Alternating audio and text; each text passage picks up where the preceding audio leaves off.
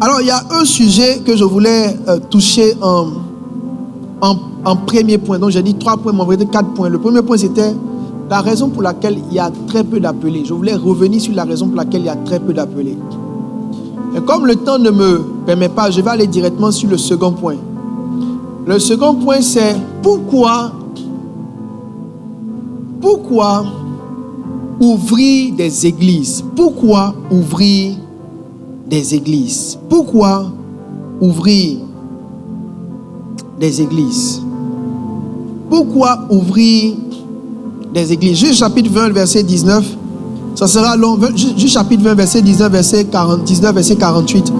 Si Guy Martial, le lecteur officiel, le fils de M. Chan, Guy Martial. Tu as la photo de Pasano là? Non, pas comme ça? Bon, on avance. C'est bon, tu as ça. Parce qu'il est monté dans l'esprit là, ça ne peut plus venir. Mais où il y a son hélicoptère là?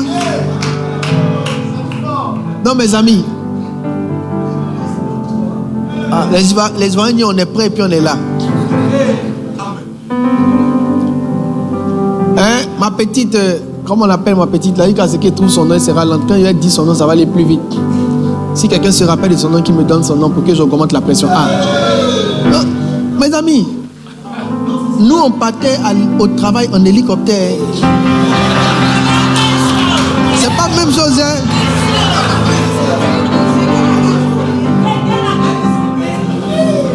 Mais quand tu as commencé ma corrige, tu bossais toujours là-bas. Oh, c'est ici que tu bossais là-bas. Dans les thèses. Voilà.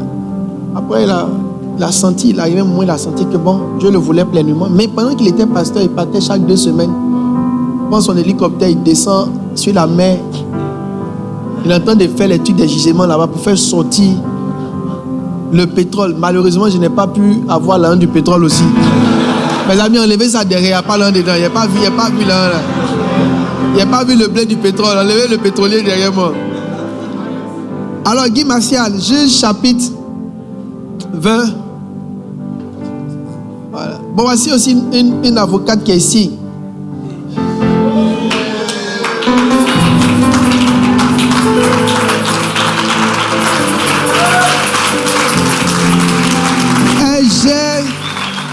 Elle gère les dossiers de ton entreprise, mais tu es fier.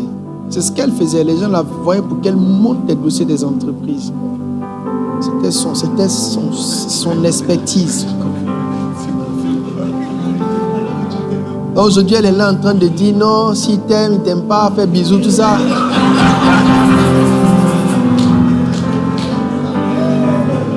Puissante juriste des affaires, puissante juriste. Elle partait tout le temps au tribunal de Yopougon pour aller gérer les cas là-bas. Tu l'as vu, qui disait vrai? Esprit de mensonge sort de sa vie. Partait à Yopougon gérer les dossiers. À l'époque, on était fiancés là, tout le temps Yopougon. Soit Yopougon, ils ont un dossier en cours au tribunal. Ça va gérer, revient, monte les dossiers, trouve les parades pour que les gars échappent aux taxes. Vous pouvez toujours l'avoir pour vos affaires. Moi-même, je vais m'occuper personnellement de la facture. Allons-y, Guy Martial, rapidement. Amen.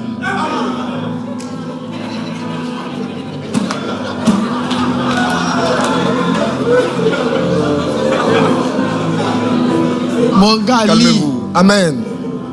Alors, plongez dans une atmosphère missionnaire, conduite ou motivé par l'ouverture des églises. La lourde charge m'est donnée de pouvoir servir Jésus en lisant avec ferveur. Amour, humilité, celle qui a été depuis la création jusqu'à maintenant. La parole de Dieu.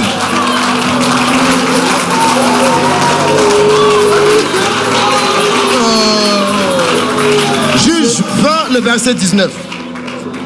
Dès le matin, les enfants d'Israël se mirent en marche. Et ils campaient près de Gibéa. Et les hommes d'Israël s'avancèrent pour combattre ceux de Benjamin. Et ils se rangèrent en bataille contre eux devant Gibéa. Les fils de Benjamin sortirent de Gibéa et ils étendirent sur le sol ce jour-là 22 000 hommes d'Israël. le peuple, les hommes d'Israël reprirent courage et ils se rangèrent de nouveau en bataille dans le lieu où ils s'étaient placés le premier jour.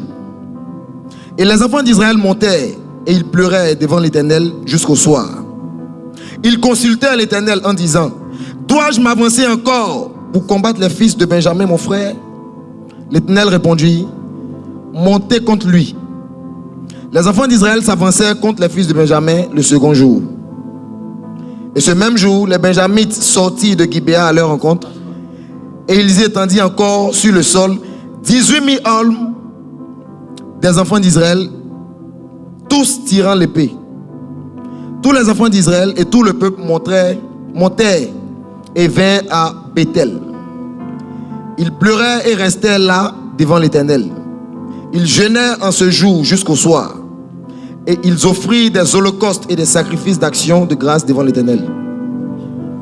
Et les enfants d'Israël consultèrent l'Éternel. C'était là que se trouvait alors l'arche de l'alliance de Dieu. Et c'était Phiné, fils d'Éléazar, fils d'Aaron, qui se tenait à cette époque en présence de Dieu.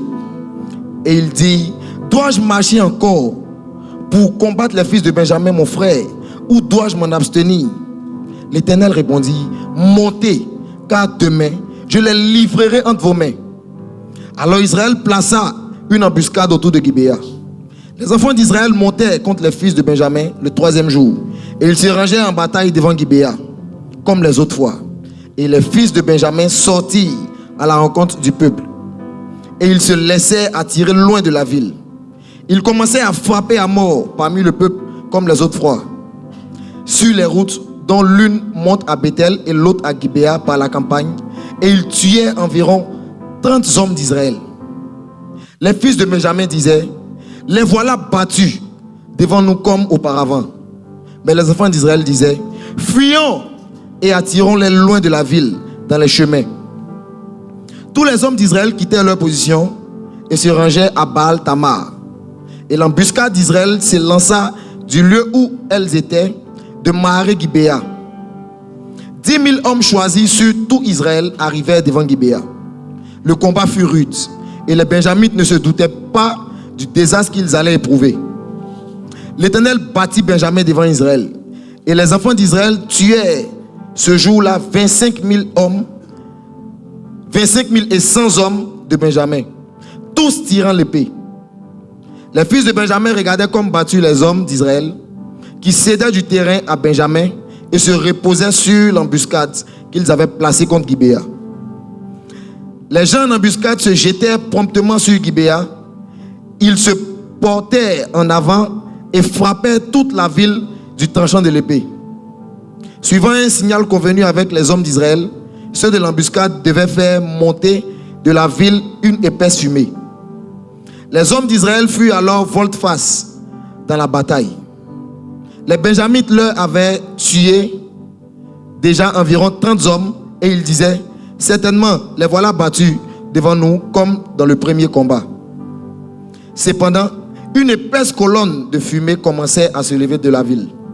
Les Benjamites regardaient derrière eux et voici, de la ville entière, les flammes montaient vers le ciel. Les hommes d'Israël avaient fait volte-face et ceux de Benjamin furent épouvantés en voyant le désastre qui allait les atteindre. Ils tournèrent le dos devant les hommes d'Israël et s'enfuirent par le chemin du désert. Mais les assaillants s'attachaient à leurs pas et ils détruisirent pendant le trajet ceux qui étaient sortis des villes. Ils enveloppèrent Benjamin, le poursuivirent, l'écrasèrent dès qu'il voulait se reposer, jusqu'en face de Gibéa, du côté du soleil levant. Il tomba 18 000 hommes de Benjamin, tous vaillants. Parmi ceux qui tournaient le dos pour s'enfuir vers le désert au rocher de Rimon, les hommes d'Israël en firent périr 5 000 sur les routes. Ils les poursuivirent jusqu'à Gidéon et ils en tuèrent 2 000. Le nombre total des Benjamites qui périrent ce jour-là fut de 25 000 hommes tirant l'épée, tous vaillants. 600 hommes qui avaient tourné le dos et qui s'étaient enfuis vers le désert au rocher de Rimon demeurèrent là pendant 4 mois. Amen. Amen. Alors, le texte est long, mais il est important. Dans le texte qui est donné, un Israélite était arrivé dans la région de Benjamin. Et lorsqu'il est arrivé, il était, je crois, avec des filles. Et il a demandé hospitalité. Et ses filles ont été violées.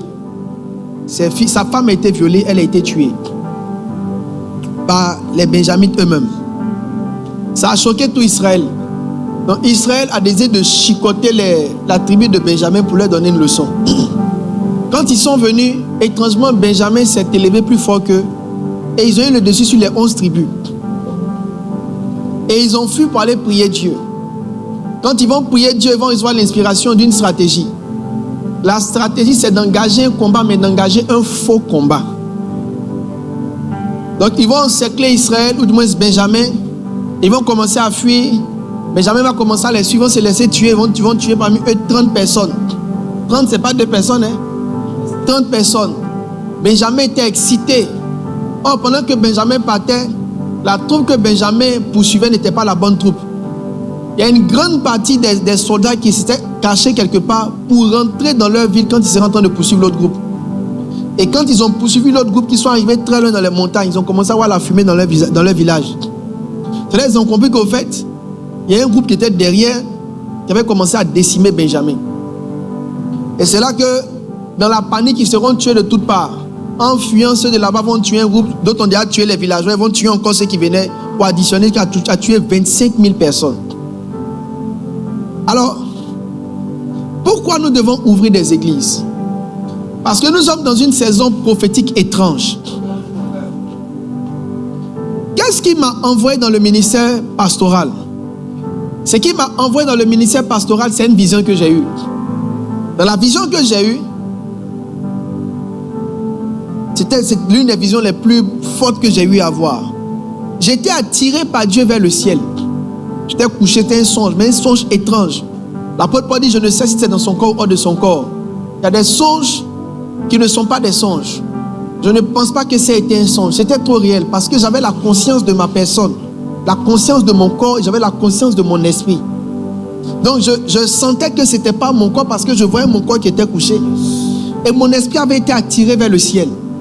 Et c'est comme si j'avais traversé un ciel, j'avais traversé un deuxième ciel, mais je ne pouvais pas aller vers le troisième ciel. J'étais bloqué dans le deuxième ciel et il y avait un troisième ciel. Et dans le troisième ciel, dans la préscience de mon esprit, c'est comme si le troisième ciel était la maison de Dieu. Mais je ne voyais pas, je ne savais pas.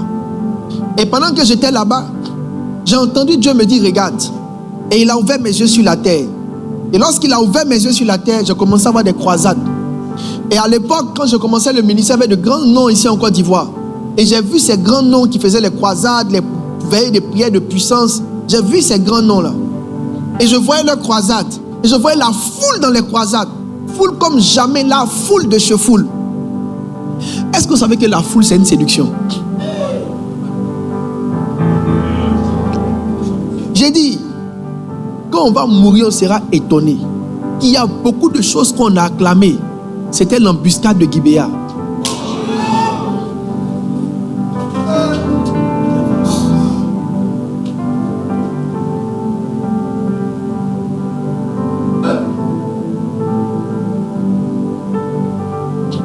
La foule, je voyais la foule, je voyais des miracles, les pieds poussaient, les gens criaient, les démons, c'est-à-dire ce que je voyais depuis le ciel, c'était impressionnant. Et je voyais les grands noms, je voyais même un homme majeur qui était là sur l'estrade. Et pendant qu'il était sur l'estrade comme ça, j'ai dit, la puissance qui sortait de son corps, de l'électricité. Et moi j'étais au deuxième ciel. Et dans le deuxième, là, le Seigneur m'a dit, regarde. En fait, quand il m'a dit, regarde, il m'a laissé pendant près de 20 à 30 minutes observer c'est-à-dire que observer beaucoup de trucs. La première chose, c'était la foule. Il y avait la foule, il n'y avait pas de chaise. Il n'y avait pas de place pour mettre des hommes. Ou du moins pour mettre des chaises. Les hommes étaient coincés. La foule. Et les miracles. Les pieds qui poussent. Les parties qui se lèvent, les démons qui sautent, les gens tombent. Quand le gars fait comme ça, boum. J'ai dit, le vent soulevait les gens comme ça, boum, les gens tombaient. Dieu m'a dit, regarde, Et puis après maintenant, il me dit, près de 20 minutes après, il dit, regarde bien, c'est comme si la croisade était finie. Et quand la croisade est finie, le pasteur, l'homme de Dieu, le prophète qui avait organisé tout, il y avait d'autres prophètes qui se sont réunis pour dire non, le truc c'était trop fort. C'était fort. La puissance de Dieu comme jamais. Et il y a un voisin, il faut le saluer, il faut dire la puissance de Dieu comme jamais. Et dit la puissance de Dieu comme jamais. La puissance de Dieu comme jamais. Et pendant qu'il disait la puissance de Dieu comme jamais, l'Esprit de Dieu maintenant va me dire, regarde. Regarde. Et puis les gens commençaient à sortir du coin de croisade. Et pendant qu'ils sortaient du coin de croisade, les gens qui étaient sous le coin de croisade, dans la lumière, les gaillards là, plus ils sortaient, plus ils se courbaient comme des vieux. Et je voyais les démons qui étaient sortis de la croisade revenir dans leur corps. Je voyais les maladies qui étaient sorties revenir dans leur corps. Et j'étais étonné, je me disais, mais ils étaient à la croisade, les démons sont sortis, les maladies sont parties. Je vous dis, pendant qu'ils sortaient, c'est comme si Dieu m'a dit, regarde bien. Et c'est comme s'il a ouvert mes yeux sur un espace qui n'était pas l'espace de la croisade, mais un espace qui était derrière l'espace. Et la foule partait vers là-bas. Mais la foule était dans la lumière. Et quand la foule partait là-bas, c'est comme s'il rentrait à nouveau dans l'obscurité.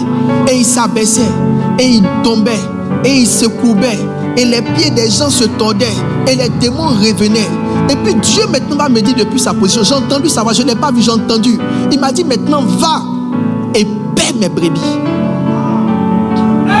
Quand il a dit va et paie mes brebis, c'est là que j'ai compris qu'en fait, le ministère de l'église est plus puissant que le ministère de la foule. Il n'y a rien qu'on fait bien quand on traite en gros. Tout ce qu'on veut faire avec excellence, on doit le détacher et le traiter avec attention. Vous serez étonnés, qu'est-ce que Satan est en train de faire? Satan est en train de créer des réunions de masse. Mais dans 10 ans, on sera étonné que ça n'a pas fait avancer l'œuvre de Dieu. Des foules, que des gens acclament. Mais vous serez étonnés, dans 10 ans, autant du... Non, mouvement de masse, oh, adoration, CGT, je vous assure, dans 10 ans, il n'y a rien de tout cela. S'il n'y a pas d'église qui sera encore dans quelque chose. Il y a rien, c'est-à-dire toute cette foule que vous voyez, dans 10 ans, s'il n'y a pas d'église, il n'y a pas un seul qui sera encore affermi dans les choses du Seigneur. Satan veut nous faire des activités, mais des activités qui ne font pas progresser le royaume des cieux. Pasteur Mohamed m'a dit, il prêchait un jour, il a dit que Satan n'a pas peur de ses croisades, que Dieu même lui a dit que Satan n'a pas peur de ses croisades. Et que Dieu lui a dit que quand il finit de faire les croisades, qu'il quitte les villes là, Satan revient. Et il reprend les personnes là, et puis les rebadigeonne encore. C'est pourquoi Jésus n'a jamais dit je suis venu faire des croisades. Il a dit je suis venu bâtir l'église. Et puis c'est ce qu'il a dit. Il dit quand j'ai bâti l'église, les portes, c'est dans l'église là que les portes maintenant du séjour des morts ne pourront pas prévaloir. Vous tous qui êtes ici, quand vous êtes entrés dans l'église, ça fait combien d'années? Tu es encore chrétien? Tu es encore chrétien? L'église t'a gardé. L'église a protégé le fruit. L'église a gardé le résultat. Si on fait l'évangélisation sans église, les fruits ne vont pas demeurer. L'église protège l'avancement du royaume sur chaque territoire. Satan est en train de nous blaguer. Vous laissez vos églises, vous allez dormir dans les concerts pour vous balader. Dans 10 ans, ce qui va garder la moisson, c'est l'église. Ce n'est pas spectaculaire. Ce n'est pas glorieux. Ce n'est pas extraordinaire. Mais c'est ça qui fait que la chose avance. Tous les gens qui n'ont pas eu d'église n'ont pas tenu dans le temps. Parce que la seule chose qui protège contre Satan, c'est l'église. Tous les gens qui ont quitté l'église, qui ont commencé à s'envoler, ne sont, même s'ils présentent être chrétiens, leur témoignage a été bouffé par Satan. J'ai jamais rien vu dans l'œuvre de Dieu qui est durable, qui est solide quand il n'y a pas d'église. Donc qu'est-ce que Satan a fait en Côte d'Ivoire? Il a inspiré et il a envoyé un esprit de programme. Le vent du réveil est venu et il a mis dans le cœur des Ivoiriens à l'époque programme. Tout le monde voulait faire des programmes et tout le monde faisait des programmes, mais les fruits des programmes n'ont pas demeuré. Les gens tombent, ils sont ivres, mais ce qui les garde, c'est l'église. Tout ce qu'on est en train de faire, quand Satan voit que la finalité, il n'y a pas d'église derrière, il rit. Il va vous laisser finir. Et puis quand les gens vont sortir, il va prendre son temps. On l'appelle le serpent ancien. Il n'y a pas un homme qui est nouveau. Tout ce que vous voyez là, ça vient à peine d'arriver. Lui, il est là depuis Adam et Ève.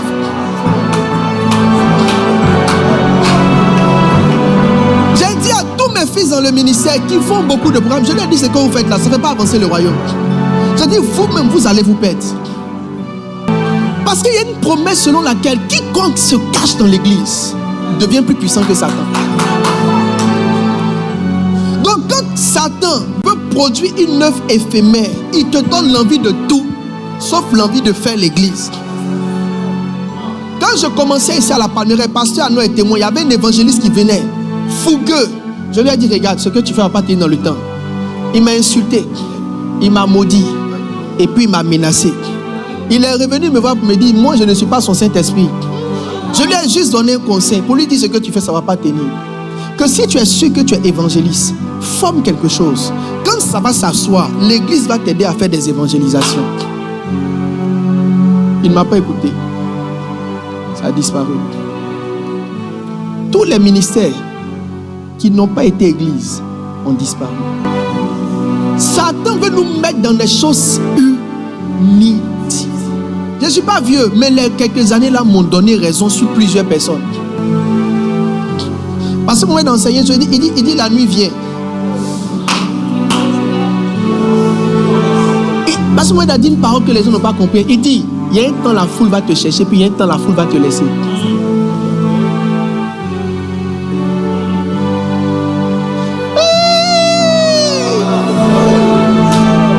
Tu n'es vraiment rien. Oh. Si tu penses que tu as quelque chose, tu n'es rien. Tu n'es absolument. J'ai dit à l'un de mes fils, j'ai dit mon fils, regarde, les mêmes que tu vois là, c'est comme ça qu'ils ont couru derrière les gens. Le temps va venir, leur cœur va se détourner de toi. C'était des noms, c'était des références. Il n'y avait pas d'église derrière. C'est quand tout le monde a commencé à partir que les gens essayaient de courir maintenant pour faire l'église. C'est la bataille contre les Benjamites. Une bataille où Satan est en train de mettre dans le cœur des gens le goût pour les choses qui ne durent pas dans le temps. C'est une embuscade. Il te montre l'impression que la guerre est là-bas, mais la guerre est derrière. Il te donne l'impression que le combat c'est là-bas, mais le combat c'est derrière. Le combat c'est derrière. Le combat c'est derrière. Je ne méprise pas l'appel des autres, mais je vous dis, l'œuvre de Dieu doit être faite à la manière de Dieu. Donc quand je vous dis faisons église, ce n'est pas parce qu'on n'a rien à faire, c'est parce que si on ne fait pas église, tout ce qu'on est en train de faire là, c'est une question de temps. Ça va disparaître. Ça va disparaître. Ça va disparaître. Tous ceux qui se sont battus pour construire des églises et additionner les bâtiments n'ont jamais disparu dans le temps. Les églises qu'on appelle dénominations, la différence entre les autres, ils ont bâti église, ils ont fait bâtiment, ils ont déposé, ils ne sont plus partis dans le temps. Quand vous prenez AD c'est bâti église. Vous prenez méthodiste, c'est bâti église. Toute vision qui a traversé le temps, ils ont quitté les Wobaoba, ils se sont assis.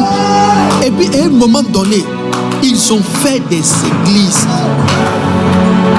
C'est pourquoi nous aussi nous avons résolu par instruction du Saint-Esprit de très tôt se démarquer de la masse. On fait une chose que beaucoup ne voient pas, mais dans 10 ans, si vous tous vous êtes relâchés,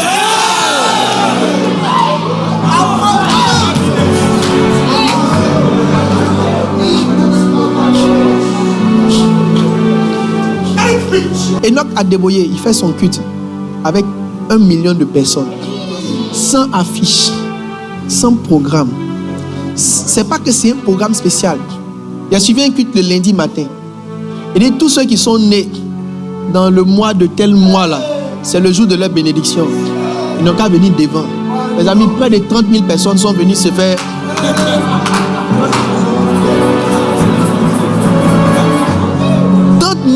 Près de 30 000 secondes, ils sont venus devant. Non, c'était tout. Non, c'était pas les... C'est les bébés du mois. Bébés du mois. J'ai dit, près de 30 000 parents sont sortis au culte du dimanche. Est-ce que vous imaginez le niveau de puissance? Quelqu'un qui peut réunir 1 million sans affiche, sans dire que c'est programme spécial. Il ne se fatigue plus. On appelle ça église. Ça prend son temps, mais le fruit est durable. Ils sont plus camarades de personne.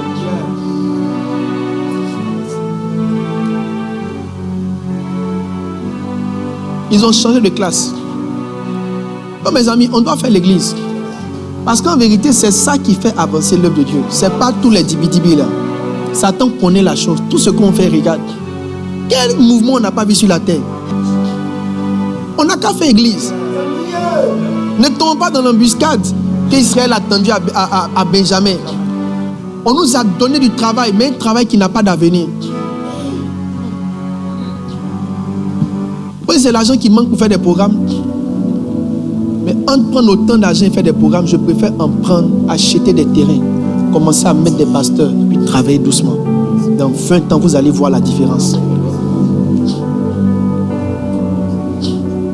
J'ai vu un fils qui était tellement poussé dans l'esprit du réveil. Il voulait louer une salle chère tout le temps. Il dit, mon fils, si tu as autant d'argent, comment ça paye ce qui va durer? Salle même là, c'est la position même la plus dangereuse même. Ça dit, Satan va te laisser monter comme ça. Puis quand tu es bien arrivé là, chasser-le, on te chasse 3 fois seulement. C'est là que tu vas voir que tu n'avais personne. Vous pensez que les gens qui remplissent ces salles, ils sont prêts à passer ces temps d'épreuve? Quand tu vas commencer à passer par l'épreuve des salles, c'est fini. Et tu serais étonné qu'ils avaient église. C'est vrai.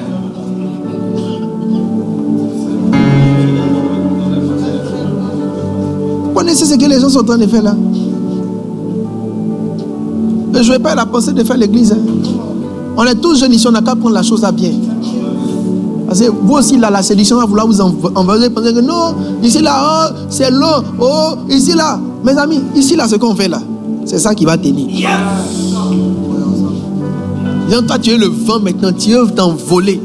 Il faut envoler, en fait, moi, c'est comment je réfléchis maintenant, je me dis dans 10 ans. Quand quelqu'un fait quelque chose que je ne comprends pas, je me dis dans ma tête, allons dans 10 ans encore. Vous savez, ce n'est pas toutes les vérités qui viennent dans le présent. Le temps apporte ses propres vérités. 10 ans. Mais woyo, il dit 10 ans. Tu sautes. 10 ans. Monter, descendre. 10 ans. C'est la date du rencard. Tu parles. 10 ans. Tu n'es en train de rien faire dans 10 ans. On va s'attraper puis on va voir ce que tu es en train de faire. Donc je vous dis une chose mes amis, si aujourd'hui on est là, c'est parce que Dieu à un moment donné nous a sauvés, nous a enlevés dans la masse des mouvements là. On dit mon petit, il faut t'asseoir. Tu vas faire quelque chose qui va demeurer. C'est ce qui fait qu'on est encore là aujourd'hui. 10 ans. Et 10 ans.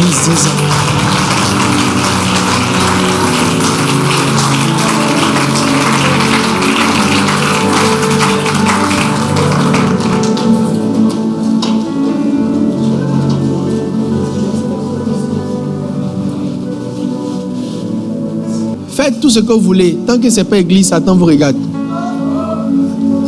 Mais le jour où tu veux faire église, Satan se positionne.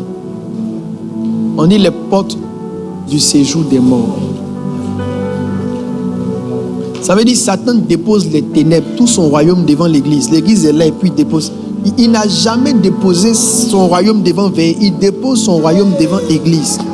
Donnez-moi le texte. Il dit les portes du séjour des morts ne prévaudront point. Ça veut dire, là où il y a l'église, Satan même vient bloquer l'église avec tout le royaume des ténèbres.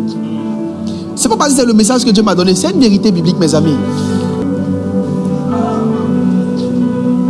Je prie que vous vous leviez, que vous bâtissiez l'église. Je prie que vous preniez à cœur le fait de bâtir des églises.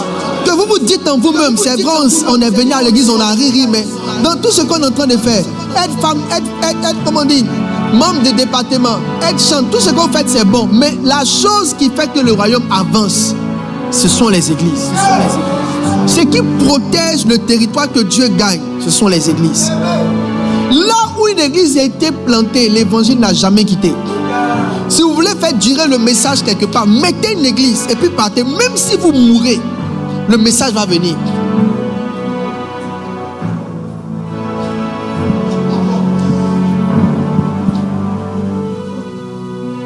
Il dit, les portes du séjour des morts ne prévaudront point contre elle.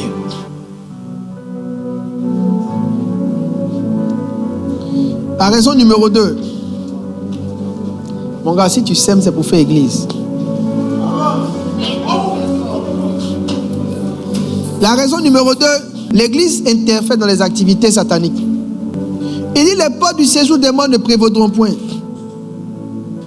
Vous savez, pendant qu'on est en train de faire culte ici, je crois que toute la Palmeraie et Cocody même, il y a un mouvement démoniaque qui n'arrive pas à se mouvoir. Dans le règne spirituel, ce qu'on appelle le prince de la puissance de l'air.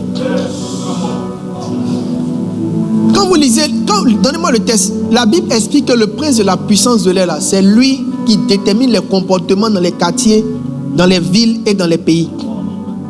Il dit, vous agissiez par le passé selon le prince de la puissance de l'air. Donnez-moi le texte. Quelqu'un est fatigué?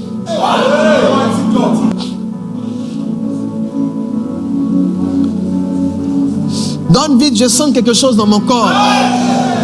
Il dit, nous tous aussi, nous étions de l'un homme. Et nous vivions autrefois selon les convoitises de notre chair, accomplissant la volonté de la chair. Et, continuons, de nos pensées. Et nous étions par nature des enfants de colère, comme les autres suivants. Mais oui, on dit de répartir en haut, tu es descendu plus bas. Verset 1, mets le verset 1, verset 2, tu mets verset 3 au lieu de remonter. Verset 1, ton Éphésiens 2 n'a pas verset 1.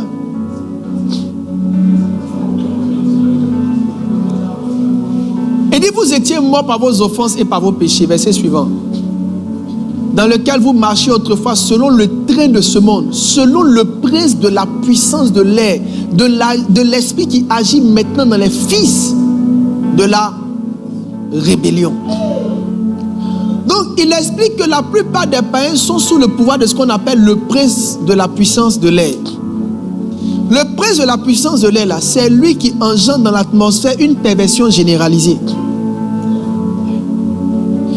Vous savez que depuis qu'on a mis l'église ici, avant ici, c'était un bastion de la drogue. L'une des plateformes les plus dangereuses avant ici, c'était ce quartier. On n'a pas mis de vigile. On n'a pas mis de lampadaires supplémentaires.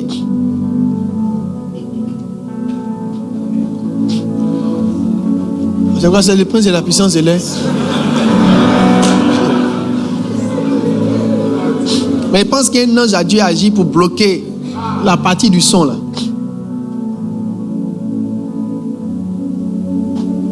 Donc, on n'a pas mis de vigile, on n'a pas mis de lampadaire, mais étrangement, quand on venait ici, les drogués se mettaient derrière notre clôture ici pour fumer. Ceux qui étaient là au départ, vous savez, il y avait beaucoup de drogués dans le quartier. Mais depuis un certain temps, c'est comme si l'esprit de la drogue a quitté le quartier. Quand une église est plantée quelque part, les démons qui influencent les habitudes normales du peuple, ces démons-là sont éjectés. Donc ce n'est pas parce qu'on fait seulement des croisades que les gens changent. En vérité, même les croisades là, c'est bon, hein. Mais vous plantez une église, au fur et à mesure, le comportement du quartier change. J'ai guetté un terrain à Nono, mais eux, ils ne vendent pas de terrain à l'église. Oh. Si on nous avait donné ce terrain-là, et qu'on s'était installé là-bas, sans évangélisation, à Nono allait changer de visage. Quand nous avons installé l'église à l'intérieur du pays, là où j'étais, quand on a installé l'église, sans effort, les choses ont changé dans la ville. C'est ce qu'on appelle le prince de la puissance de l'air. Partout où on plante une église, même si on n'évangélise pas, les démons n'ont pas facilité de se mouvoir. Donc pendant qu'on est ici là, beaucoup d'esprits qui règnent. Je pense même au niveau de la Rivera 2, même là, le niveau de perversion a diminué aussi. Ou bien? Parce que nous, à l'époque, quand on était à la 2 là, c'était quelque chose, hein? Hein? Et bien, Élisée verra là. Mais les esprits sont affaiblis là-bas. Parce que plus l'église grandit, plus ça. C'est pas qu'ils voulaient partir, hein? Le prince de la puissance de l'air qui générait leur présence n'arrive plus à tenir.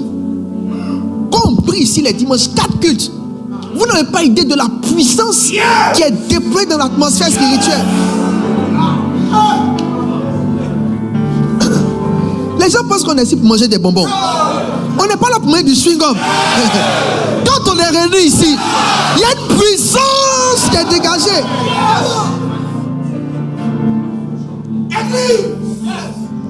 Est-ce que vous connaissez l'église même?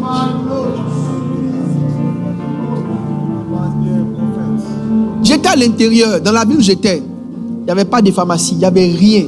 Quand on a planté l'église, en moins d'1 mois, la pharmacie est venue. Beaucoup d'entreprises sont venues s'installer.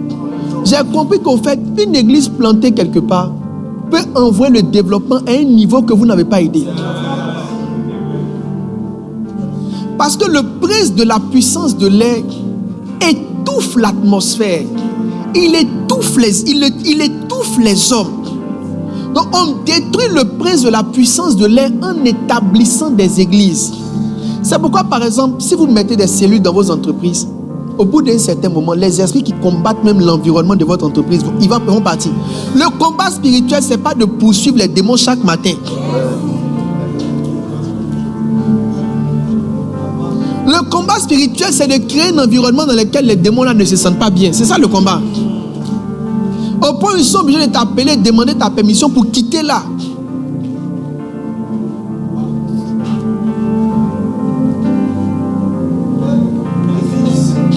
Église. Église. Prenez la 3e raison. Qui sent quelque chose dans l'atmosphère? Vous ne sentez pas qu'on doit prier pour qu'il y ait plus d'églises ouvertes? Qui sent qu'on doit prier pour qu'il y ait plus d'églises ouvertes? Lèvons, nous prions pour qu'il y ait plus d'églises ouvertes. Demandons, en 1 minute, prions pour cela. Raison numéro 3, pour échapper à la malédiction de Jérusalem. Acte 7, verset 7. Acte 7, verset 51-60. Quelqu'un peut lire? Quelqu'un peut lire Acte 7, verset 61.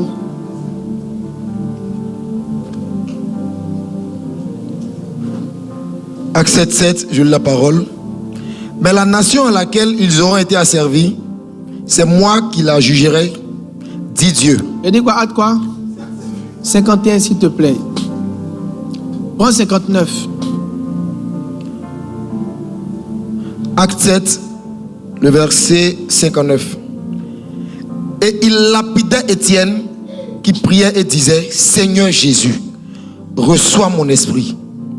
Puis, s'étant mis à genoux, il s'écria d'une voix forte: Seigneur, ne leur impute pas ce péché.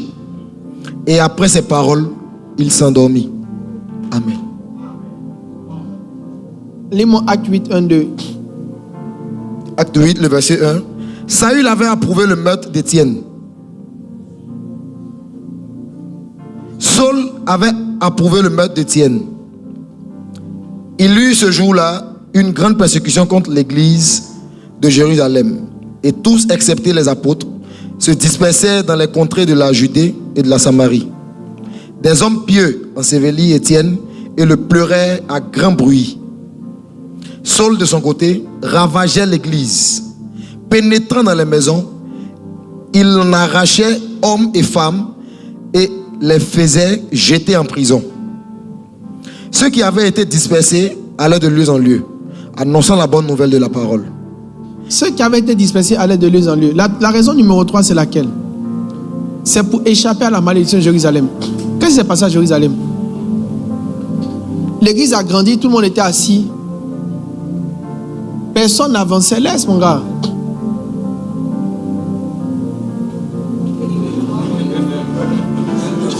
Tu veux ouvrir une église? Maintenant, chaque punition, c'est ouvrir église. Acte chapitre... Jérusalem, il y a eu des morts. Étienne est mort. Mais Étienne est mort à un moment où Jérusalem est tellement réussi qu'il n'envoyait plus de missionnaires, il n'ouvrait plus d'église. La mort d'Étienne, comme vous lisez Acte 8, c'est à partir de la mort d'Étienne que les églises ont commencé à être ouvertes en dehors. Il fallait que Étienne meure pour que les églises soient ouvertes. Une église qui n'ouvre pas d'église, il y aura la mort dans l'église. Les gens vont commencer à mourir de façon physique. Je disais à Pasteur Arnaud l'année passée, Pasteur, il faut ouvrir des églises, sinon tu vas avoir des problèmes. Il ne m'écoutait pas, il riait. Parce que nous, il a changé, Dieu l'a converti. Parce que nous, lui, c'est un pasteur amoureux de son assemblée. Il veut rester là-bas, bichonner l'assemblée. Mon papa Makouri, il a tout brillé, les toilettes brillent, tout. Ça dit, le matin, il se lève, il nettoie toute l'église là, comme ça. Il nettoie l'église là.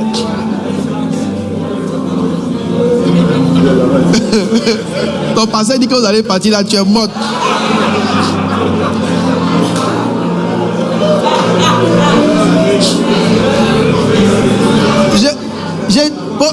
Pasteur Gilbert est témoin, je dis ça, Pasteur Gilbert ouvrait les églises, moi je l'ouvrais, Pasteur ne n'ouvrait pas d'église. Lui, c'est Makori. Tu vas, il a changé la peinture. Tu reviens, il a changé une porte. Tu viens, il a mis fauteuil dans son bureau. Tu reviens, il a climatisé les toits. C'est-à-dire que lui, il est dans l'église, il climatise. Je lui ai dit, regarde, toi. Pasteur Gilbert peut rendre témoin. Je lui ai dit, est-ce que tu connais Jérusalem? Tu ne vas pas ouvrir nous, non? Tu restes à Makori. Non, lui, il veut. Tu ouvres les yeux. Il a mis jeu de lumière dans l'église. On parle, il n'écoute pas. Il a mis jeu de lumière. Maintenant, ses photos sont clean. C'est l'Europe. Vers la fin de l'année, Pasteur Arnaud prêche. Il prêche, son cœur bat comme ça. Il n'arrive plus à respirer. On vient le soulever. Il prêche un culte. Il ne peut pas prêcher deux cultes. Un jeune pasteur, il a problème de cœur, son cœur ne fonctionne plus. Il était interné et interdit de prêcher pendant combien de temps? Pendant un mois, il était interdit de prendre la chair. Les médecins lui ont dit, si tu prêches, tu vas mourir. Moi-même, mon propre pasteur, le pasteur courageux, il m'appelle, mais il sent que le gars là, la peur est entrée dans son cœur. Daddy, prie pour moi. Prie pour moi. Quand je marche, mon cœur. Il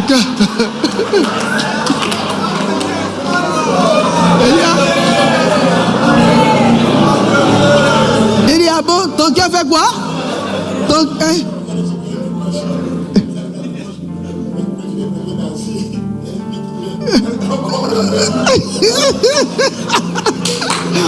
On dit chaque dimanche on le pompe. Il va à l'église principale et là on met les appareils tous les dimanches, là on pompe son cœur, on pompe pour voir. Quand il marche dans l'église, on doit le pomper à tout pour voir si la chose n'est pas en train de passer. J'ai dit, en un mois, ça dit que le gars est en train d'avoir. Nous-mêmes, moi-même, alors que je l'avais déjà dit plusieurs mois en avant, j'ai dit, Pasteur Arnaud, est-ce que tu connais le syndrome de Jérusalem? Tu n'ouvres pas l'église.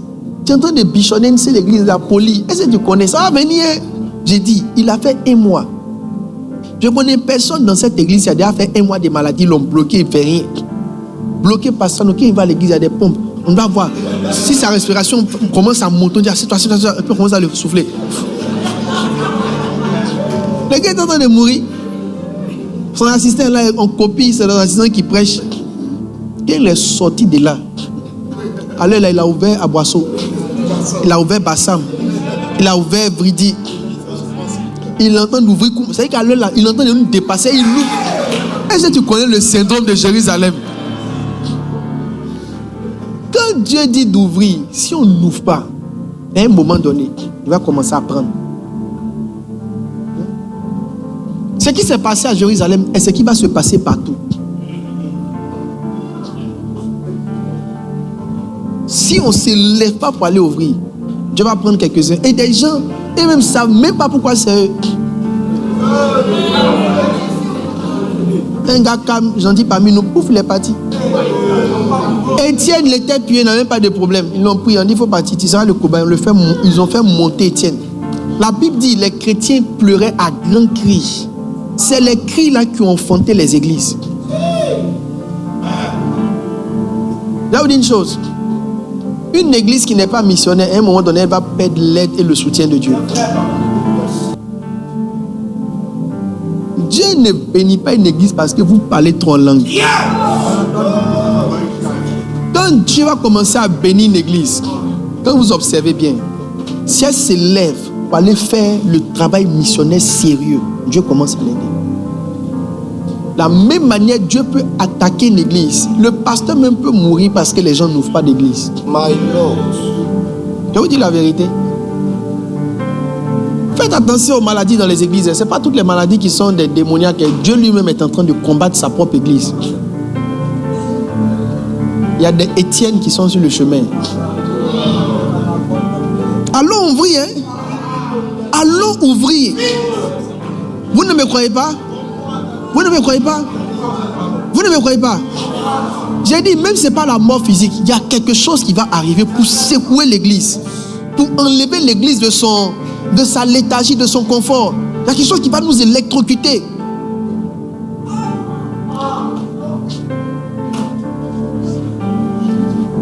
Une église qui a un appel missionnaire, si l'église ne se lève pas pour vous, il y aura des drames. Il y aura des drames. Quelque chose va se passer et il y aura des drames. Mes amis, qui croient qu'on doit l'ouvrir des églises? Je pense que si on le fait, Dieu aura tellement de la joie qu'il va nous augmenter. Il dit, on donnera à celui qui en a. Et la Bible dit, il sera dans l'abondance. Il donnera plus d'âme, plus de ressources, plus de force spirituelle. Est-ce que vous savez que quand on ouvre les églises, Dieu garde notre sainteté? Moi, je ne pense pas que j'aime particulièrement le Seigneur. Donc non, je pense que Dieu lui-même me garde. Il ne permet même pas que mes pieds aillent dans la maison de la souillure. C'est l'une des faveurs qui est rattachée au fait de faire l'église. C'est-à-dire quand tu vois les problèmes spirituels dans lesquels les autres sont, tu comprends qu'il y a quelque chose qui te garde. Parce que ni tes pensées, ni tes idées, ni ton cœur, il n'y a rien de toi qui va vers ces choses. C'est comme si chaque matin le Seigneur te renouvelle le désir du ciel. Et il crée des opportunités pour te maintenir dans sa présence. Et il t'additionne des gens élevés en sainteté qui amplifient ta sainteté. Qu'est-ce que toi tu as fait pour que les mauvaises personnes s'attachent à toi? Et qu'est-ce que nous on a fait pour que Dieu rapproche de nous des personnes remplies de piété? Moi je ne prie plus pour la piété, je prie pour que Dieu me rapproche de personnes pieuses. C'est l'un des moyens les plus accélérés pour être pieux. Je veux des hommes pieux, des gens qui parlent avec parcimonie. C'est ça, si c'est bien utilisé dans le contexte. C'est bien utilisé, c'est des gens qui savent choisir leurs mots. Voilà, des gens qui sont, tu sens de la piété, tu sens une profonde piété. Des gens qui ne sont même pas prêts à aller à l'enfer. Des gens qui vivent le ciel sur la terre, qui respirent la sainteté, respirent la pureté, respirent Dieu. Des gens qui ont un dégoût pour la souillure, bâtis dans les valeurs de l'esprit. Ça existe. Il y a des gens comme ça. Ça existe. Alors, mes amis, à notre prochaine rencontre, je vais parler de ça. Je vais parler de comment un pasteur, comment un serviteur peut avoir beaucoup de résultats incompréhensibles par les autres. Non, pas un peu ce soir. Quand je vois mes pasteurs ne savent pas que je suis pasteur aussi. Non, ils pensent que je parle d'une chose que je ne fais pas. J'ai une inspiration de mélodie. Il m'a inspiré un cantique. Et pendant que je chantais ces cantiques, je les chantais dans un état d'esprit. Et puis je les fais écouter à 2 personnes. Parce que je voulais qu'on arrange le cantique. Et pendant que les personnes écoutaient, elles étaient étonnées de me voir pleurer pendant que je chantais. Les personnes se sont demandées, donc tu pleures aussi? Non, pas pleurer en tant qu'humain, mais ils se sont dit, donc c'est à ça que ressemblent tes temps de prière. Le ministère là, c'est pas la triche. C'est pas la triche. Le Dieu que tu as connu dans le secret, c'est lui qui te valide dehors. Ça, c'est le mois prochain à notre prochaine formation. Je vais vous donner les éléments.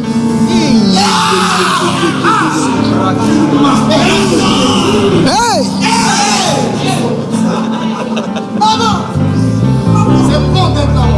Non, des éléments. Vous êtes des docteurs. Vous êtes fatigué la nuit, fatigué le matin. Miséricorde me soit fait. Matthieu 4, le verset 1. Alors Jésus fut emmené par l'Esprit dans le désert pour être tenté par le diable. Après avoir jeûné 40 jours et 40 nuits, il eut faim. Le tentateur, s'étant approché, lui dit: si tu es le Fils de Dieu, ordonne que ces pierres deviennent des pains. Ok, Dieu te bénisse. Lis Acte 13, 13.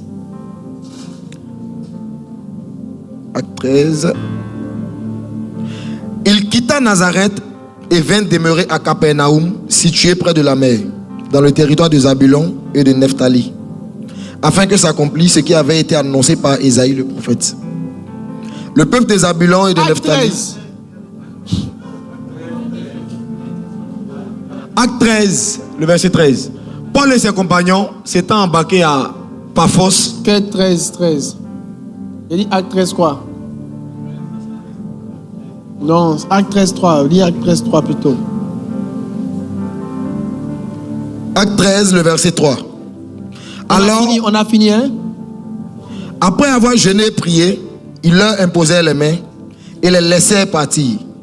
Barnabas et Saul, envoyés par le Saint-Esprit, descendirent à celui-ci et de là, ils s'embarquèrent pour l'île de Chypre. Arrivés à Salamine, ils annonçèrent la parole de Dieu dans les synagogues des Juifs. Attends, mon gars.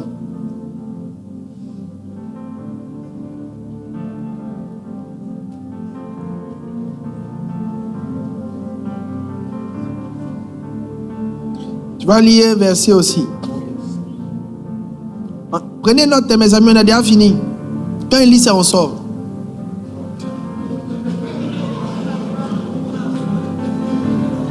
Quand il finit de lire net, vous courez pour sortir.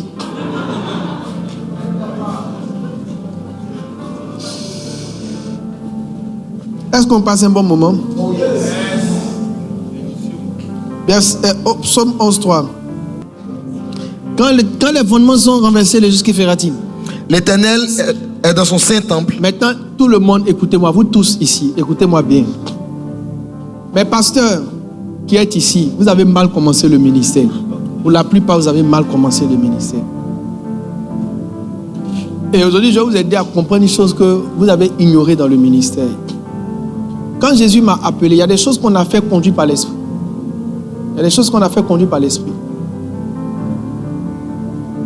Mais avec le temps, le Seigneur nous a expliqué ce que ça voulait dire. Quand Jésus m'a appelé à commencer l'église, je n'ai pas commencé avec l'église. C'est comme si un esprit de jeûne est tombé sur moi. Il était là par le passé, mais un esprit de jeûne, mais un esprit de jeûne différent. C'est comme si l'esprit m'a conduit dans des cycles de 21 jours. 21, 21, 21. Pendant une certaine période, je faisais 21 jours, 21 jours, 21 jours, 21 jours, 21 jours. Quand vous voyez le ministère de Jésus, avant qu'il ne commence, l'Esprit l'a conduit dans un jeûne de 40 jours. Vous ne pouvez pas commencer une église avec un jeûne de 3 jours. C'est sérieux. Les gens pensent que le ministère, c'est de l'amusement. La première chose qu'on voit, même si c'est une cellule, parce que le cellule, c'est le début d'une église. C'est de là que tout va partir. Écoutez-moi bien. Il y a des choses qu'on moissonne aujourd'hui, dont les prières ne sont pas d'aujourd'hui. En fait, la plupart des choses qu'on moissonne aujourd'hui sont des choses dont les prières ne sont pas d'aujourd'hui. Il dit, tel est celui qui sème, autre est celui qui sème, mais autre est celui qui moissonne. Un ministère, une église s'enfante par un certain sacrifice de consécration qu'on pose au début d'une église. Si le Seigneur te met sur une église qui ne t'a pas mis à cœur de faire au moins 21 jours pour commencer, ou 40 jours, c'est que ton départ est un mauvais départ. Regardez ce qu'il dit. Mettez Paul et Barnabas à part pour l'œuvre à laquelle je les ai appelés. Maintenant, la Bible dit qu'ils ont fini d'avoir la prophétie.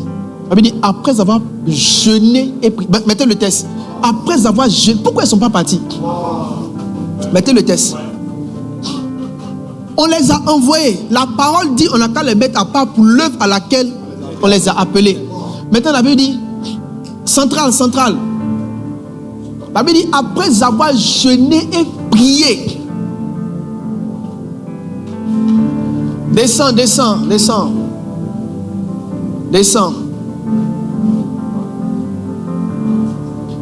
Alors, après avoir jeûné et prié, il leur imposait les mains et les laissait. Il leur a dit que quand on dit à quelqu'un de partir ouvrir une église, ils s'en va jeûner d'abord. Combien de jours ont-ils jeûné? Personne ne sait. Mais le jour où on leur a dit mettez-les à part, ce jour-là, ils ont commencé par jeûner. Pasteur Aline, elle est le témoin, peut-être qu'elle a bien vu cette étape. Mais il y a une étape où on passait tout notre temps dans des jeûnes violents. Mais en fait, ce n'est pas des jeûnes pour le présent, c'est des jeûnes pour le futur. Pendant que je jeûnais là, j'étais en train d'enfanter Franti. Pendant que je jeûnais, j'étais en train d'enfanter Abigail. Pendant que je jeûnais, j'étais en train d'acheter le terrain sur lequel on est. Je vous dis une vérité, le ministère, il y a un temps que tu prends pour tout avoir dans l'esprit. Et puis quand tu commences à tout enfanter au fur et à mesure.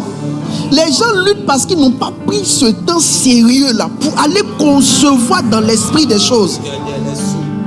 Quand Jésus a fait ses 40 jours, vous avez entendu parler plus tard qu'il n'est pas dit quelque chose encore de ce genre. Il a pris 40 jours, il a enfanté Pierre, enfanté Jean, enfanté Jacques. Pendant les 40 jours, il a planifié les miracles qu'il devait faire. Pendant les 40 jours, il a planifié l'onction qu'il lui fallait pour les différentes délivrances. Pendant les 40 jours, il a pris la force qu'il fallait pour tenir dans la tentation. Il y a un jeûne que tu as manqué dans ton appel qui te rend faible. Il y a un jeûne que tu as manqué dans ton appel qui te rend faible. Il y a quelque chose de violent que tu aurais dû faire qui a fait que quand tu commences, tu t'arrêtes. C'est la raison pour laquelle tu n'as pas de salle. Parce que tu n'as pas encore ta salle. Tu n'as pas la salle qui vient de la salle d'accouchement spirituel.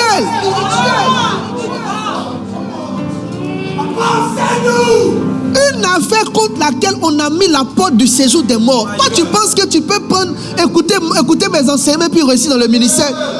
Comment un pasteur peut faire 2 ans, il n'arrive pas à avoir 50 membres? Il y a une étape qui a manqué.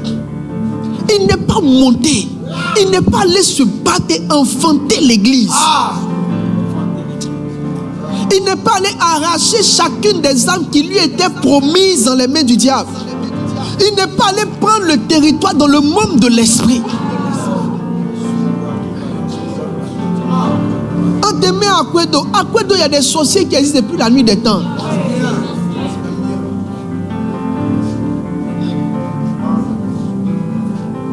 Ce n'est pas tout que tout le monde dit, mais si vous voyez quelqu'un qui est en train de réussir, c'est comme s'il a entendu Dieu à un moment donné. Aligne un cycle de jeûne.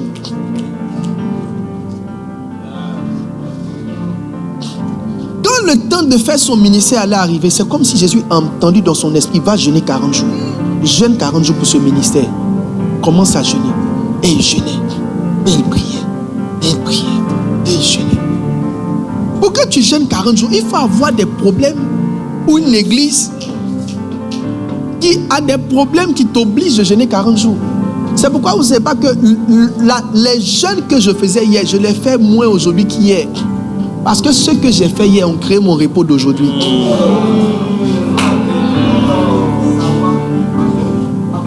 Donne-moi quelque chose que je prophétise ce soir.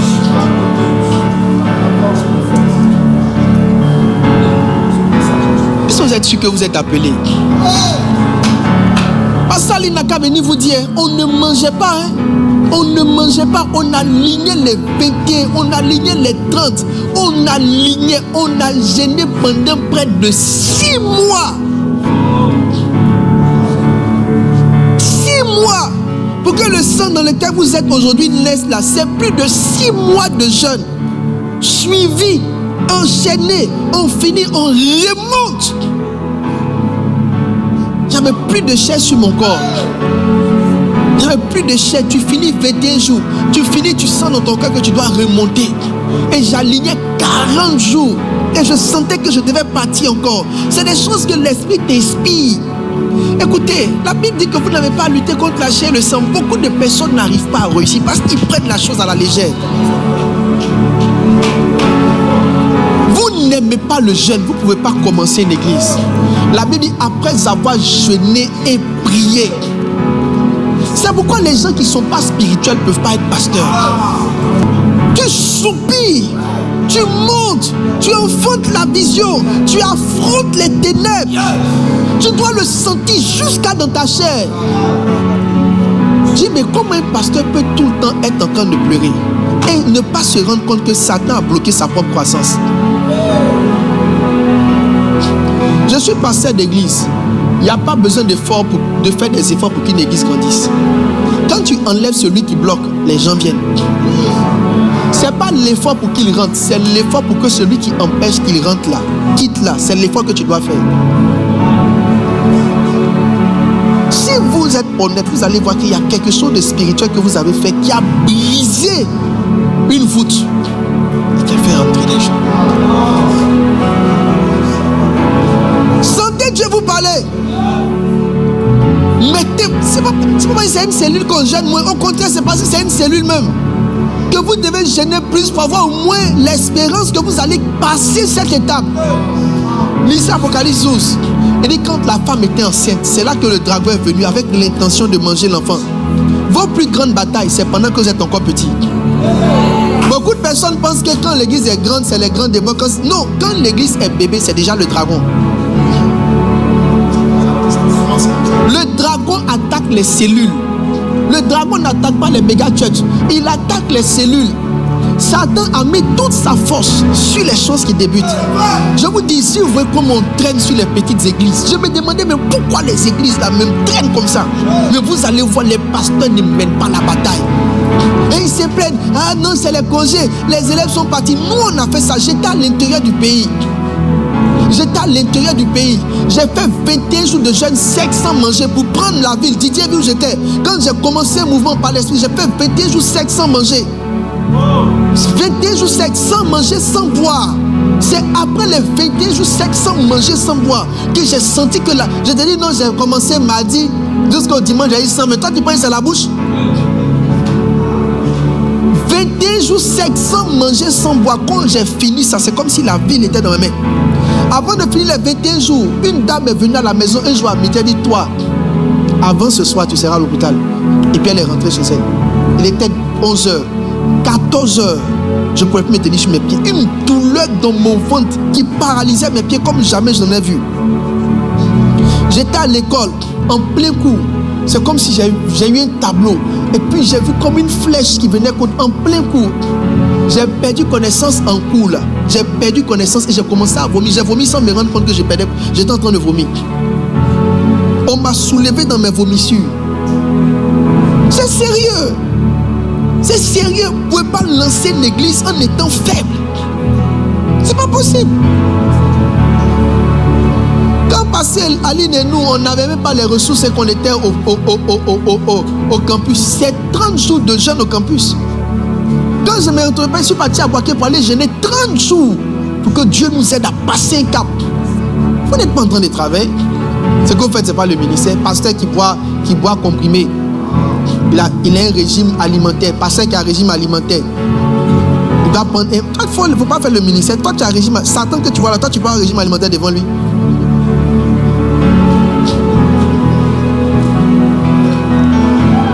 Il doit manger une orange à 10h. Toi, ne jouez pas avec elle. La Bible dit ce qui était fait au bois frais. Jésus Jésus a fait 40 jours sans manger, sans boire, pour pouvoir même espérer commencer. Ça dit pour que ce qu'il fasse là puisse débuter et rester là. Il a dû faire 40 jours sans manger, sans boire, le Fils de Dieu. Toi, tu ne fais rien. Et ça fait 2 ans que tu es au même niveau. Tu ne te rends pas compte que tu n'as... C'est-à-dire les démons, il y a un seul qui a pris son pouce. Ça c'est quoi même? Annulaire. Auriculaire. Il a pris auriculaire là pour mettre sur ta tête comme ça. Tu ne bouges pas. Que Dieu ouvre vos yeux, vous allez voir ce qui arrive aux églises. Vous voulez faire église là? C'est pas diplôme de théologie. Hein. J'ai gêné 21 jours quand j'étais à l'intérieur pour lancer l'église. Pasteur Boss n'est pas là pour rendre témoignage. Oh mon ami, mon voisin, lève-toi. Le jour où j'ai perdu connaissance à l'école, j'ai vomi. Tu étais là, non? Viens, mais c'était mon voisin. C'était mon voisin.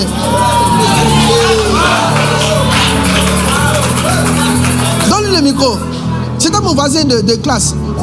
Oui. Oui, en effet, lorsque papa a vomi, j'étais à côté, donc j'ai pris le cartable. Il était tellement faible, puisqu'il était, à l'époque on l'appelait prophète.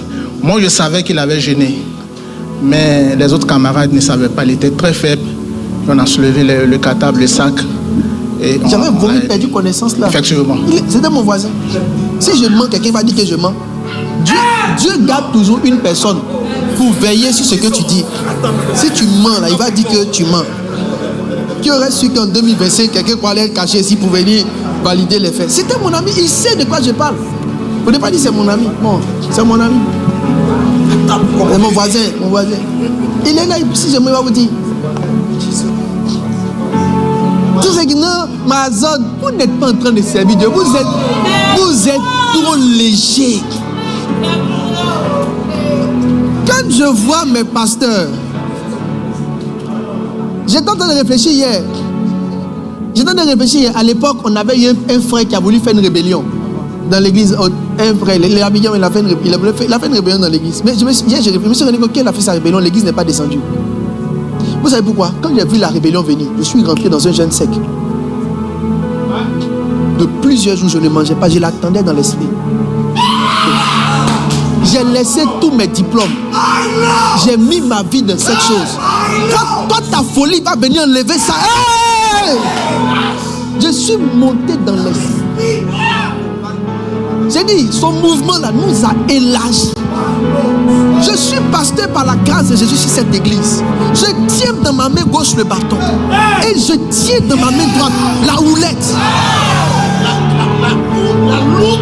La lourde houlette. J'exerce par la grâce de Christ l'autorité de Jésus sur l'église. Mon corps m'a été donné pour obtenir les choses du royaume. Si Dieu me dit qu'il doit me donner, je livrerai mon corps pour que ça vienne. Je n'aime pas m'inscrire sur la liste des frustrés. Je ne suis pas de ceux qui attendent une chose qui ne la voient jamais. Jamais. Ça dit que quand vous me voyez calme comme ça, c'est parce que Dieu m'a dit fini de construire. Quand j'ai fini de construire, je ne donnerai à mon âme aucun répit. Jusqu'à ce que le chiffre que mon cœur désire en tant que membre d'église, ce chiffre-là vienne. La pause que je me donne, c'est parce que ma conscience me dit qu'il n'y a plus de place dans cette église. Donc je ne force pas. Demain dimanche, tu vas voir encore 20 personnes. Ton doigt va saisir 20 personnes. Demain dimanche, ton doigt va saisir 14. Demain dimanche, ton doigt va saisir 50.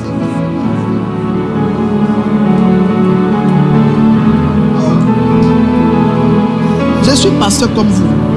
Donc je sais de quoi je parle.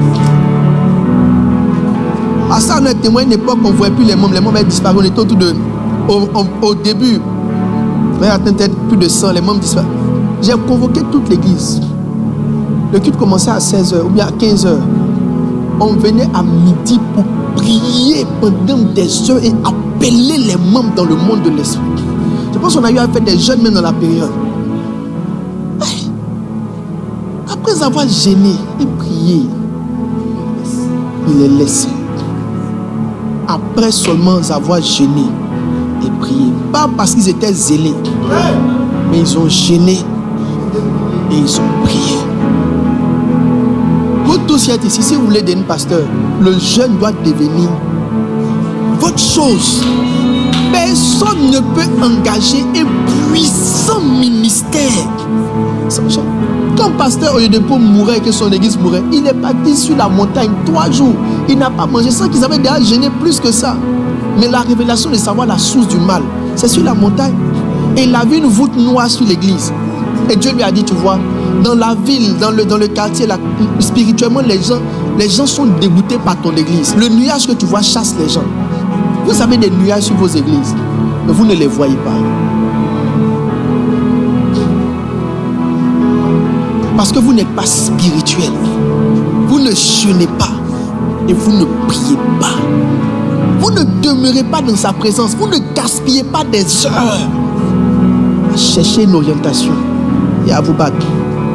Quand vous allez jeûner et prier, je dis c'est plus, il a fini vous. Quand vous allez jeûner et prier, numéro 1, en vérité, vous enfantez tout ce dont vous avez besoin. Il n'y a pas quelqu'un qui commence avant que les gens viennent. Je te dis la vérité, pendant que tu jeûnes, tu as déjà tout eu dans ton ventre. Quand tu commences, les gens et les choses vont venir dans le timing, mais tu les as déjà acquis dans le spirituel. Quand vous jeûnez et priez, vous soumettez la principauté qui est sur la zone. Quand vous jeûnez et priez, vous appelez les âmes qui appartiennent à votre destinée. Il y a 7 clés essentielles pour commencer une église. Dans dans un mois, on aura notre prochaine séance. On va toucher les 7 clés en entièreté. Je vous encourage, le ministère est passionnant, mais faites-le de la bonne manière. Les gens qui ont un goût pour la bouche, l'appétit, vous n'êtes pas encore prêts pour ce ministère. Les gens qui aiment dormir fou. Toi, tu ne peux pas être ministère. Tu ne peux pas faire le ministère. Fais ministère. S'il y a la chose qui doit sortir de toi, c'est le sommeil et la nourriture. Si tu es ami de manger, ami de dormir, tu es mort. Samedi, même quand tu manges à midi, c'est comme si tu as perdu l'onction pour dimanche. Un pasteur qui peut manger, ça dit mange samedi, mange même. Il n'y a plus onction dans ton corps pour dimanche. Je t'ai dit, dimanche là, il n'y a plus onction dans ton corps. Samedi, ça y est, tu manges, et puis tu fais sieste samedi. Il n'y a plus onction dans ton corps. Dimanche, tu vas briller, tu vas faire du n'importe quoi. Pour être percutant dimanche, donc samedi, tu es devant Dieu dès le début de la journée. Tu es dans sa présence. Même si tu dors là, tu dors là-bas. Ou tu pries là, tu dors un peu. Mais tu ne sors pas pour aller te mettre dans le lit, tirer drap, étendre tes pieds. Non, tu dors à par terre. On n'a pas dit de ne pas dormir, dors par terre, dans sa présence. Mais il ne faut pas dormir, il faut prier quand le sommeil te prend. Et puis ça te fait dormir. Puis toi-même tu te réveilles, tu dis ah bon je dormais. Et puis tu continues encore. Tu dois sortir vers 18h, 19h, 20h, tu sors. C'est là que tu peux manger un peu, te laver un peu. Et puis dormir un peu pour revenir la nuit. Préparer encore ton esprit. Vous pensez que les milliers de personnes qui viennent ici dimanche là, c'est parce qu'on mange souvent pour venir? Vous connaissez le niveau de discipline et de puissance qu'il faut déployer pour que des gens sortent de leur maison? Vous-même d'être ici à 23h02, vous pensez que c'est votre volonté? C'est parce qu'il y a une puissance. Toi, tu peux rester à l'église à 23h. Depuis que tu es né, tu es déjà resté à l'église à 23h. Ça dit, même si tu es fâché, puis une partie de ta tête te dit, mais je suis fâché pour une bonne cause, je suis fâché, c'est qu'elle est bien. Vous savez combien d'églises peuvent avoir l'église remplie avec des gens en train de les former pour faire église à 23h ici à Abidjan?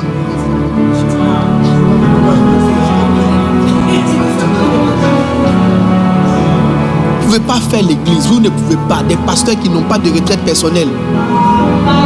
Il y a 2 semaines en arrière, enfermé pendant 1 semaine, priant jour. Je n'ai pas dit j'ai pris la nuit pour dormir le jour. Priant jour et nuit. Priant jour et nuit, des heures et des heures et des heures et des heures, sans manger, priant, pour pouvoir exercer ce ministère que Dieu m'a donné. Quand vous lisez le Acte 13, donnez-moi Acte 13, verset 1, vous allez voir quelque chose. Je dis, c'est puis on a fini. Il y avait dans l'église d'Antioche des prophètes, des docteurs, de Barnabas, Simeon, appelé Niger, de Cyrène, Manaen, qui avaient été élevés avec Hérode. Donnez la suite. Pendant qu'ils servaient le Seigneur dans leur ministère et qu'ils jeûnaient. Ça maintenant, c'est pas Paul et Barnabas, c'est les pasteurs et les prophètes eux-mêmes dans leur ministère là, ils jeûnaient. Il y a trop de nourriture en vous. Trop. Pendant qu'ils jeûnaient, le Saint-Esprit dit, comment être orienté dans l'église? Quoi faire? Que prêcher? C'est pendant qu'ils jeûnaient. Comment conduire les choses? Où aller chercher votre première salle? C'est pendant qu'ils jeûnaient. Où aller trouver les premiers fidèles qui vont t'aider? C'est pendant qu'ils jeûnaient. Les instructions viennent pendant qu'ils jeûnaient. Des gens qui n'ont rien mais qui ne jeûnent pas. Ils n'ont pas de site, ils ne jeûnent pas. Ils n'ont pas de croissance, ils ne jeûnent pas. Ils n'ont rien mais ils jeûnent. C'est le jeûne. Hein? Je vais vous dire une chose. Si vous ne vous élevez pas dans le jeûne et dans la réelle consécration, si c'est affaire de Dieu vous voulez faire, ça ne va rien donner. J'ai dit, ça ne va rien donner. Toi et moi, on n'a qu'à se regarder. Tu parles de vos petits, vous faites un peu et puis maintenant vous laissez pendant 3 mois. Là. Cette histoire-là, quand tu commences, tu n'arrêtes plus. Tu n'arrêtes plus. Ta vie de jeûne, de consécration, le temps que tu passes, parce que c'est le Saint-Esprit dit là, c'est ce qui brise les barrières. Ce que tu fais n'est pas Dieu, c'est parce qu'il ne peut pas te dire. S'il peut te dire que quelque chose va changer, tiens-toi debout, on va prier.